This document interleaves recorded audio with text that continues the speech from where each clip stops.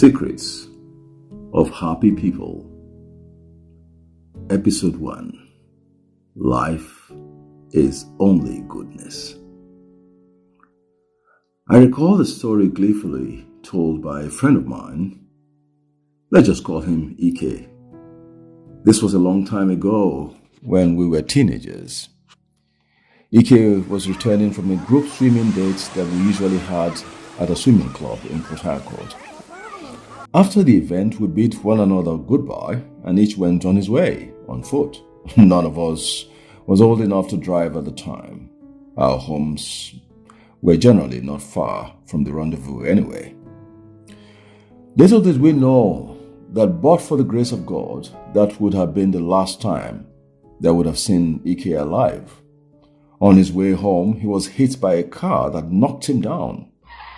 Luckily, the car came to an abrupt stop, saving him the possibility of being crushed.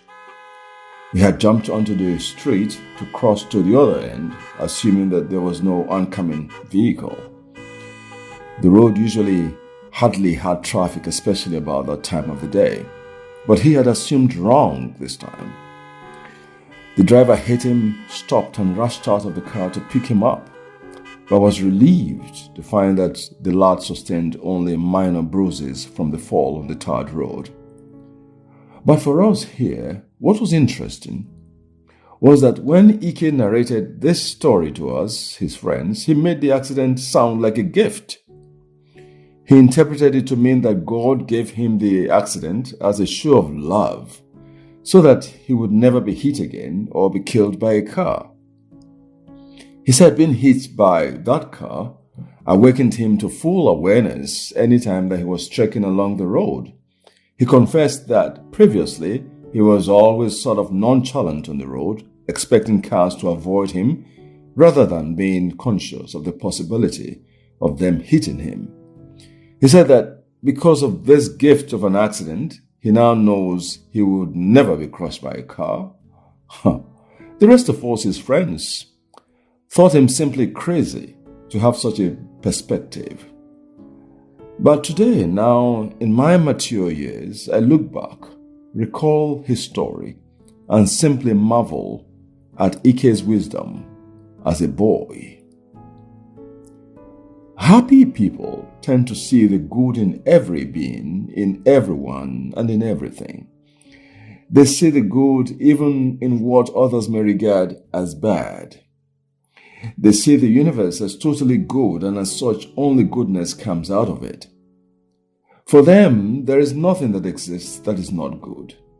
Everything for them carries goodness. They assume this even when it may not be obvious.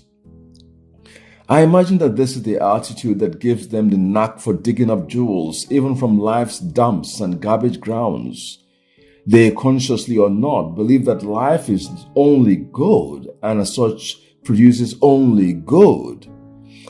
Even where they may be obviously cheated or shortchanged rather than mourn, they often feel enriched by the event from which they extract valuable lessons for the future.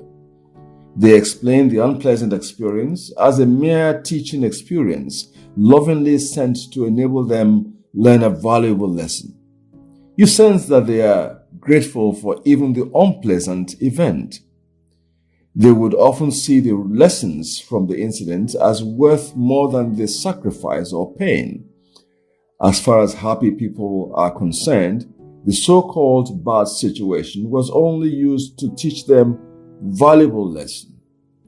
For these happy ones, life is only goodness, nothing else.